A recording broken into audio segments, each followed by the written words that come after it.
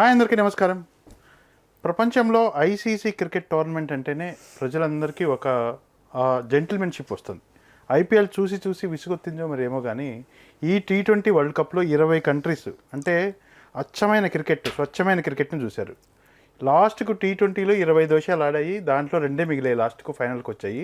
ఈ మ్యాచ్ ఎలా ఉండబోతుందో సీనియర్ జర్నలిస్ట్ ఎస్పీ పవన్ గారు, స్పోర్ట్స్ అనలిస్ట్ కూడా మనతో పాటు. నిన్న మనం ఒక మంచి వీడియో చేసాం. ఈరోజు రేపు జరగబోయే అహ్మదాబాద్లో జరగబోయే ఇండియా న్యూజిలాండ్ మ్యాచ్ గురించి చర్చించుకుందాం. సార్ నమస్తే. సార్ నమస్తే అండి. Sir what about match tomorrow match is unpredictable అండి, ఎందుకంటే బలాబలాలు చాలా టగ్ ఆఫ్ వార్గా ఉంటాయి. అండ్ బౌలింగ్ లైనప్ అనేది మన ఇండియాకి చాలా పెద్ద లోటుగా ఉంది, అన్ప్రిడిక్టబుల్గా ఉంది. మనకి బుమ్రా తప్ప మిగతా హార్దిక్ పాండ్యా కావచ్చు, అలాగే అక్షర్, హర్షదీప్, వీళ్ళందరూ బౌలింగ్ చూస్తే లైనప్ ఏదో అడ్డిమారి గుడ్డి దెబ్బ అన్నట్టు ఉంటుంది చూసారా, అట్లా ఉంది. ముఖ్యంగా ఫస్ట్ హర్షదీప్ గురించి మాట్లాడుకుందాం. హర్షదీప్ వేస్తే మంచి యార్కర్స్ పడుతున్నాయి, ఆల్మోస్ట్ బుమ్రాకి ఈక్వల్గా ఉన్నాడు. లేకపోతే అతను పదే పదే వైడ్ యార్కర్స్ వేసి బ్యాట్కి అందకుండా వేయాలి అన్న తాపత్రయంతో, అంటే డాట్ బాల్స్ ఎక్కువ వేయాలన్న తాపత్రయంతో అటువైపు వేయటం, ఎక్కువగా వైడ్స్, అంటే ప్రతి ఓవర్లో 4 వైడ్స్ లేదా 3 వైడ్స్ ఖచ్చితంగా ఉండటం వల్ల అనవసరంగా ఆ వైడ్స్ కోసం వెళ్ళటం, లేదా వికెట్ కన్నా ట్రై చేయాలి. లేదు అని అంటే యార్కర్స్ ట్రై చేయాలి, ఖచ్చితంగా కొడతారు sir. This is the final ఉన్నప్పుడు వీళ్ళ మైండ్ సెట్ ఏంటి, వాళ్ళు మరీ 4లు 6లు కొట్టకుండా కట్టడి అయితే ఎవరూ చేయలేరు, అది బుమ్రా అయినా సరే. కాకపోతే వాళ్ళ పరుగుల్ని కట్టడి చేయడానికి ప్రయత్నించాలి. మొన్న కూడా మనం చెప్పాం, మనకి వికెట్ కాదు అక్కడ ముఖ్యం, అక్కడ ఆపడం అనేది, పరుగులు ఆపడం అనేది ముఖ్యం. ఇది నెంబర్ 1. రెండోది ఇక మనకి దాంతోపాటు హార్దిక్ పాండ్యా కూడా చాలా డిసప్పాయింటింగ్ ప్లే. హార్దిక్ పాండ్యా ఒక ఆల్రౌండర్గా చాలా బాగా, అంటే బ్యాటింగ్ లైనప్లో 3-4 మ్యాచ్లు గట్టిగా ఉన్నాడు, ఆదుకున్నాడు, అంతా బాగుంది. అయితే బౌలింగ్లో మాత్రం అంత కరెక్ట్గా చెప్పాలని అంటే ఆ స్వింగ్ అనేది అందుకోవాలి. సో దానివల్ల ఏంటంటే హార్దిక్ పాండ్యా ఇలా బౌలింగ్ చేస్తాడు, ఇలా చేసుకోవాలని రాగానే ఫస్ట్ బాల్ తోటి 6 కొట్టో 4 కొట్టో తనకి వెల్కమ్ చెప్తున్నారు బ్యాట్స్మెన్. ఇది కూడా ఆందోళనకరమైన విషయమే. ఇక బ్యాటింగ్ లైనప్ విషయంలో అయితే నాకు తెలిసి ఒక మంచి పర్ఫెక్ట్ టీం అండి. ఫస్ట్ అభిషేక్ శర్మ ఆడకపోతే సంజు శాంసన్ కనుకపోతే ఇషాన్ కిషన్ తర్వాత ఫస్ట్ జోన్ బ్యాట్స్మెన్గా సూర్యకుమార్ యాదవ్, తిలక్ వర్మ ఉన్నాడు మిడిల్ ఆర్డర్లో. మనకి హార్దిక్ పాండ్యా చాలా బలమైన లైనప్, దూబే పెద్ద అసెట్ మనకి. ఇట్లా 9th వరకు మనకి ఎట్లా ఉన్నాయి, ఎంత స్ట్రాంగ్ బ్యాటింగ్ లైనప్ ఉంది. కాకపోతే ఇక్కడ టాస్ కూడా చాలా ప్రత్యేకమైన రోల్ పోషిస్తుంది ఫర్ టుమారో అహ్మదాబాద్ మ్యాచ్ అనడంలో ఎలాంటి సందేహం లేదు. అవును సార్, మీరు అన్నది టాస్ నిజంగా అవుతుంది. అయితే లాస్ట్ మీరు 2 మ్యాచెస్ వెనక్కి వెళ్తే ఇండియా గెలిచినది ఇంగ్లాండ్తో గెలిచిన మ్యాచ్ కానీ వెస్టిండీస్తో గెలిచిన మ్యాచ్ కానీ చాలా, అంటే ఫీల్డింగ్ ఎంత దరిద్రంగా చేశారు వెస్టిండీస్తో చూసాం. నిజంగా ఆ మ్యాచ్ గెలవడం అన్నది అదృష్టం కింద అనుకోవచ్చు.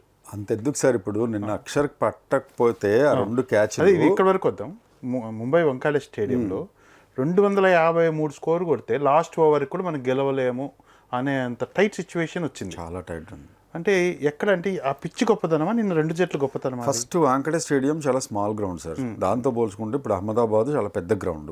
ఇంటూ 253 పరుగులు 200 దాటిపోతాయి అని చెప్పి నేనైతే అనుకోవట్లేదు ఇది అహ్మదాబాద్లో. ఓకే, ఒకవేళ మన అదృష్టం బాగుంటే, ఒకవేళ ఫస్ట్ బ్యాటింగ్ మనం తీసుకుంటే కనుక ఇది అవుతుంది. ఇక కమింగ్ బ్యాక్ టు వాంకడే స్టేడియంలో చాలా పారామీటర్స్ మన గెలుపుని శాసించాయి. నెంబర్ 1 అక్షర్ పటేల్ 2 క్యాచ్లు అద్భుతంగా పట్టడం ఒకటి, అన్బిలీవబుల్, ఊహించడు. And Sanju Samson the greatest batting lineup. అలాగే అతను 83 రన్స్ అతను కొట్టడం అనేది మాత్రం అద్భుతమైన విషయం. అట్లా ఎవరో ఒకళ్ళు బ్యాటింగ్ లైనప్లో తీసుకుంటున్నట్టు ఫీల్డింగ్లో కూడా అదే విధంగా సమిష్టిగా కనుక చేస్తే బాగుంటుంది కదా, బ్రహ్మాండంగా ఉంటుంది. ఎందుకు వీళ్ళు కరెక్ట్గా వేయలేకపోతున్నారు, యార్కర్స్ కోసం మాత్రమే ట్రై చేస్తున్నారు, స్లో బాల్స్ వేయలేకపోతున్నారు. అలాగే అభిషేక్ శర్మని ఎలా కట్టడి చేశారు చూడండి ఇంగ్లాండ్ వాళ్ళు, సౌత్ ఆఫ్రికన్స్. అలాగే ఇప్పుడు చూసుకుంటే ఒక్క జింబాబ్వే మీద మాత్రమే హాఫ్ సెంచరీ కొట్టాడు అభిషేక్.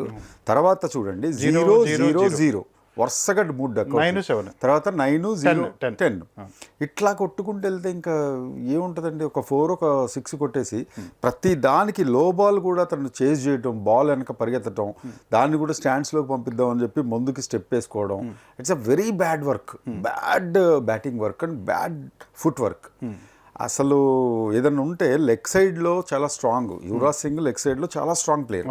అలాంటప్పుడు ఏం చేయాలి, నీకు లో బాల్ కూడా నువ్వు లెగ్ సైడ్ స్ట్రాంగ్ గాల్లోకి లేపితే క్యాచ్ వెళ్తుంది అది.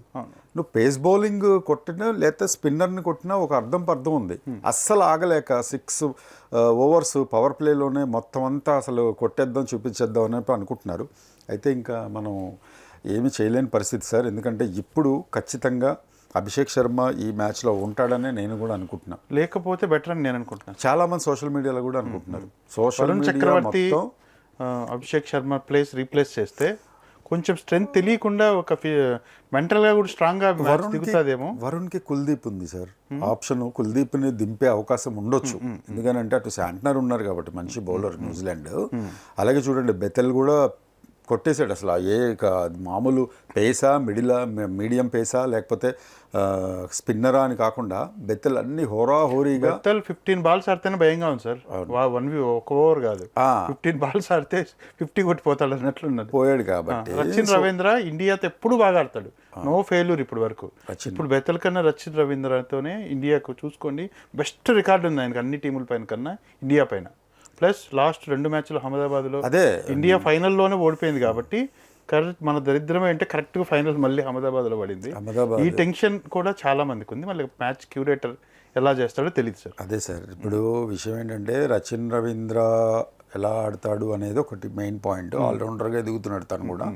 అండ్ మోర్ ఓవర్ మన దానిలో బ్యాటింగ్ లైనప్ ఓకే అనిపించుకున్నా కూడా బౌలింగ్ మాత్రం ఖచ్చితంగా మార్పులు చేర్పులు జరగాల్సిందే. ఇంతకుముందు మీరు అన్నట్టు మనం ఇంగ్లాండ్ బెతెల్ ఎంత రెచ్చిపోయి ఆడాడో మనకు తెలుసు ఇంగ్లాండ్ మ్యాచ్లో.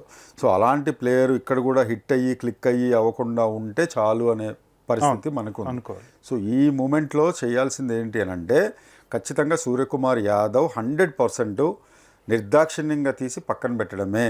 అవసరమైతే దూబేని ఫస్ట్ డౌన్ మళ్ళీ పంపించడం. తర్వాత as it is Sanju Samson and Ishan Kishan opening దిగుతారు. ఫస్ట్ డౌన్ దూబే వచ్చిన సెకండ్ వికెట్గా సూర్యకుమార్ తర్వాత సో ఆన్ హార్దిక్ పాండ్యా ఉంటాడు లేదా అక్షర్ ఉంటాడు.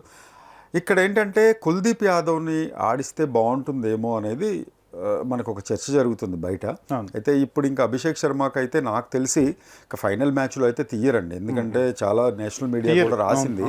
మేబీ అతను కనుక క్లిక్ అయితే ఇక పాజిటివ్ సైడ్ మాట్లాడితే అభిషేక్ శర్మ అతను న్యూజిలాండ్ మ్యాచ్లో అన్న అట్లీస్ట్ అతని బలహీనతలు అధిగమించి ఆ వీక్ పాయింట్స్ ఏవైతే ఉన్నాయో ఆ పేస్ బౌలింగ్ మీడియం పేస్ బౌలింగ్లో ఎంత ఎలా ఇబ్బంది పడుతున్నాడో అలా కాకుండా కనుక లో బాల్స్ స్లో బాల్స్ ఇబ్బంది లేకుండా ఉంటే అభిషేక్ శర్మ 20 బాల్స్లో 100 రన్స్ లేదా 25 బాల్స్లో 100 రన్స్ సెంచరీ కొట్టే కెపాసిటీస్ ఉన్న ప్లేయర్ నో డౌట్ దానిలో.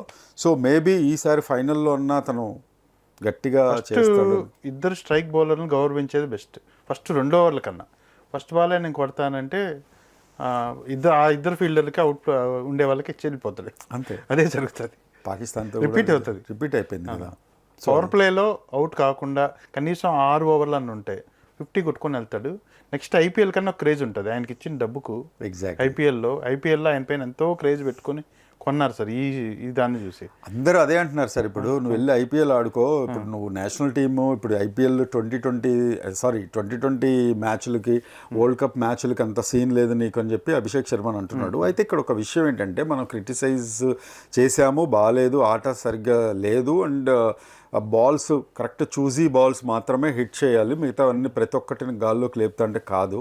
అయితే ఇప్పుడు ఖచ్చితంగా గౌతమ్ గంభీర్ లాంటి కోచు నో డౌట్ డ్రెస్సింగ్ రూమ్లో 100% అతనుకున్న వీక్ పాయింట్స్ గట్టిగా చెప్పుంటాడు. మామూలుగా కాదు, మొట్టికాయలు వేసి మరీ చెప్పుంటాడు.